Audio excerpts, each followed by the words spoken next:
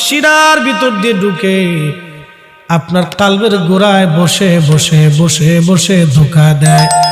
এক সেকেন্ডের জন্য সে দূরে থাকতে চায় না, সে সব সময়ের জন্য আপনার কালবের মধ্যে বসে থাকে।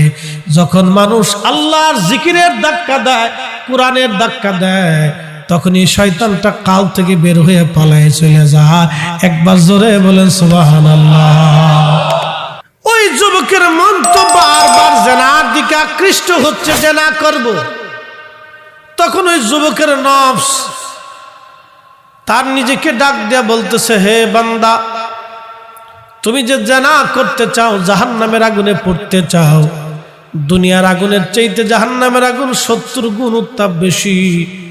তাহলে তুমি আগে দুনিয়ার আগুনে পুড়ে দেখো জাহান্নামের আগুন সহ্য করতে পারবা কিনা।